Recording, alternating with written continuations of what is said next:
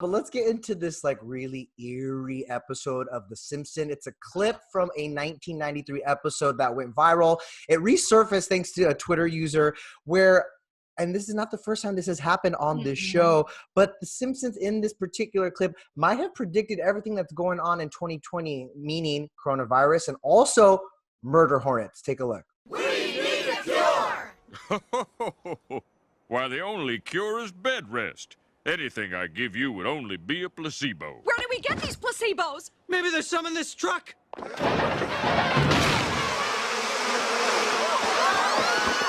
Mind blown. A trip, right? What the heck? Okay, first of all, The Simpsons, they've been airing for almost over 30 years now. Yeah. So it's normal for every once in a while for them to predict something that is close to what's happening. Yeah. You know, they predicted Donald Trump's presidency and an Ebola outbreak. But the part that got me was not just the doctor standing up there saying, you know, there was no cure, only bed rest. It was when the bees came out of the truck. Like what? In the same clip. In the same clip. Yeah. That's wild. Obviously, we just learned this week about there might be like murder hornets. Which the like, murder hornets, right. I'm like, we need to just fast forward through 2020 and get to next year. I can't take another piece of news like that. But it is crazy because this is not the first time that The Simpsons has quote unquote predicted the future. You mentioned Donald Trump's presidency. They also, and again, this is from like episodes from years past. Yes. They anticipated smart technology like smartwatches. They even predicted like Game of Thrones plot twist. It's all kind of crazy. It's like, who is back there writing these exactly shows? Like they got a finger on the pulse, but also can they just stop? Like, right. like, don't write the next thing. I don't need it to come true. I don't need it to come true. But I just love that because again, this is not the first time this has popped up, and of course the internet is running with it. But this comes at the same time that Black Mirror, the creator of the dystopian anthology series, which is really dark and really twisted and sometimes entertaining, Charlie Brooker, the creator, he says that the world can't stomach a new season of that show right now. And I wanted to get your thoughts on that, Mel, like, because I'm a fan of Black Mirror, but it does get a little twisted and sometimes a little too real. Do you agree with him that the world might be a little too messed up right now for a new season? Yes, I'm a fan of Black Mirror as well, but I will say this is really responsible of him as a creator. I think because you don't want to put out content right now that's going to have people depressed, you know, or thinking that the world is even crazier than what it is right now. So I think for him to say, okay, now is not the time. It was a smart move. He said that he wants to dabble more into comedy right now. So he's focused on that. So I think a part of it is not just for the viewers watching, it's for his headspace, you know, for his mental. He probably doesn't want to deal with, you know, these stories at the time. I loved people's reactions online, though, because they're like, ooh, even the creator of Black Mirror saying it is too messed up out there for a season 6. Someone even tweeted, y'all forget that we're living a season 6 right now. That was the tweet that I was like, okay, that's actually, I mean, because the Black Mirror, it always makes you look at life harder, you know, and say, oh my God, this is real, this is really happening, you know, and connect the dots here and there. So I don't think we need that right now. Honestly, I have not watched any scary films. I don't want to watch anything that's going to depress me. But see, then there's another part of the world, and maybe I'm twisted, but ever since we've been quarantined, I've been wanting to watch like these apocalyptic, like end of the world movies because it's so, I mean, it's a fantasy. I'm talking about stuff like Day After Tomorrow. You want that No, but I'm talking about stuff like I Am Legend and Day After Tomorrow, like these epic apocalyptic movies where I'm like, well, it ain't that bad. You know what I mean? Like it's a little, I guess you could say a form of escapism for me, or maybe I'm just messed up in the head. Yeah, that's worst case scenario for me. I'm like, it's not that bad and I don't want it to get that bad, so I'm not watching it, okay? Can you blame me? But I will say, I think Black Mirror is where I draw the line because it took me a while before I got into that show because it does get pretty twisted. And also it's really rooted in reality. As much as it's kind of set in the future and like a dystopian future, sometimes you're like, could that happen? You know, what would be great though, Denny, is once all of this is over and they can start filming again, if they did an episode around a pandemic and then include all the conspiracy theories that people have right now, that would be fine. I'll watch that. But let's wait till this is done. Totally, but it needs to go way fictional. Like, I mean, it needs to be rooted in, like, ripped from the headlines, kind of like Law and Order, but then they need to embellish a little bit more, so I feel a little bit better about it, you know? Yeah.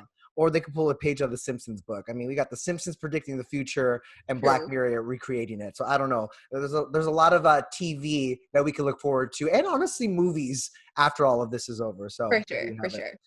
Meanwhile, as we're all kind of adapting to this new normal, and I feel like this is week 8 already. I think I'm at day 55 of in quarantine myself.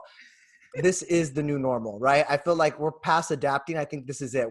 This is what we're doing now. And so many industries are also kind of having to adapt as well, including the fashion world and magazine covers. And Naomi Campbell, I believe, is one of the first covers shot and styled entirely by herself from isolation. She covered Essence magazine's 50th anniversary issue, and she tweeted it out and said, "This was a unique experience for me because I did have to shoot and style it myself." What did you think? She shot it all on her iPhone. She did her hair, her makeup, and she styled herself.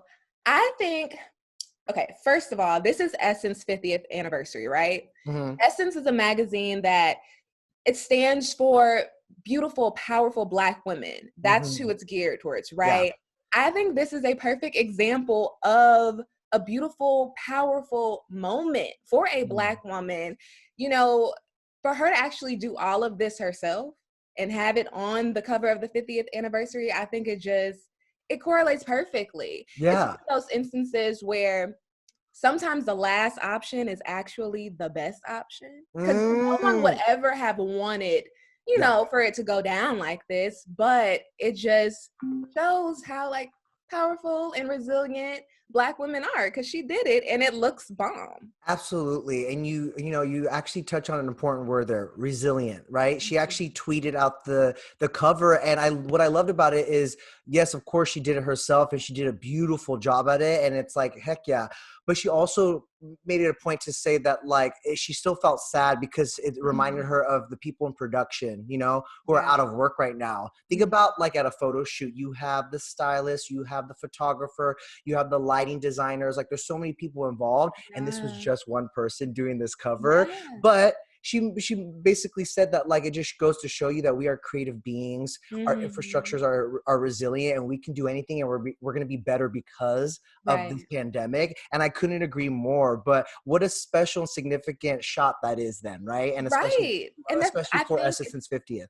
It's perfect for the 50th anniversary. It's everything that magazine stands for. Yeah. But I mean, you made a great point as well. You know, she's a model, a supermodel at that. She's used to being at photo shoots with so many people around her. So being out there by herself, I couldn't imagine, you know, what was in her head. What was she was probably just like, wow, this is real. This is not a joke. It's happening. And of course, the benefit of that is that she has editorial discretion. Like, she was like, I'm going to send But let's be real. Naomi has always probably had that, okay? That's fair. You know what? You're probably right. But she's probably like, you know, she probably took, I'm going to guess, hundreds of photos. And I'm going to send these ones. These are the good ones. You know, she got to pick the best shots. But it does beg the question, like, what will magazine covers look like, honestly, just in the next month or so? Because, you know, these covers are seemingly shot a month or two in advance. Just this week, we saw Carey Mulligan on the cover of InStyle, which she said she shot in Paris right before we were quarantined. And then I think about, like, Drew Barrymore. She actually recently shared some behind the scenes photos from her quote unquote photo shoot on the beach with her daughter for the Sunday Times. And I'm like, okay, people are going to have to get really creative with what covers they're going to be running soon. And honestly, we might see some recycled shots, but like, I hope we get to see more stuff that's a little more organic and authentic, like Naomi, like Drew, people kind of stepping up, getting a little creative from home. Yeah, I love this Drew story because her daughter Olive was the photographer. And it's like, okay, Olive now can put this on her resume that she shot for the Sunday Times style. That's amazing. And people are going to have to get really creative. As you said, I think we may see some cover stars repeated. you know, from old photos. And some people may just have to get their creative juices going and figure out new ways to do this. And we might see some stars in the making because Drew's daughter, Olive, is not the first celebrity kid to take photos for their parents. I actually just remembered Alicia Keys around the time of the Grammys. Her son took the camera and was like taking some photos of her that she was posting on Instagram. I'm like, your kids, Tiana Taylor's daughter takes her photos as well. I don't know. I'm not a mother yet, but maybe your kids just know how the best angle for their mom, you know? I'm going to say it. I can't wait to have an Instagram kid. Hey, take my photo. You can't say no. Just like I tell you to go get the remote and you can't say no. You can't. Exactly. No. I mean, you know me. I'm going to be that dad that's taking a bunch of photos of my kids, but then I'm going to be like, hey, can you take one of me? Right. Get down. Drew told her daughter, as long as you don't shoot me. What did she say? She said something about from this angle. Shoot me up. Yeah. Shoot me up. Like she doesn't want to look like she does not have a chin. I thought that was love it. See, we're just teaching the youngins. All right. You got to teach them young. All right, Melicia, let's get into Logan Paul. We're lucky enough to actually chat with him via Zoom, where he is quarantined, and he spilled the tea on all kinds of relationship deeds, beginning with confirming that he is in fact dating Josie Canseco, but he also shared the lesson that he learned from his ex Chloe Bennett. Take a look. I never had a mentor or someone to point me in the right direction when I was making bad decisions. I move forward. I carry on today in my life with values that she's instilled in me that I wouldn't have gotten from anywhere else. The principles and the way she lives her life and the way she thinks about people and her empathetic nature was contagious to me in many ways. Like you learn from the people you hang out with. And the people you spend your time with. And she's definitely one of the most impactful people that I've ever had the pleasure of coming across in my life. I'm curious of what you think about this. You know, he made it seem like his ex Chloe was kind of his mentor, you know? He actually said that. He said that, right? Which for me, I'm like, I don't know if that's what a relationship is. Maybe it's part of it, but I don't think that's what the basis of a relationship should be. Maybe that was just a takeaway. No, it shouldn't be. And I think that's why they're not, you know. So, I mean, they met. The reason why this all came up is they met on the set of Valley Girl, which is a new movie. It comes out on Friday.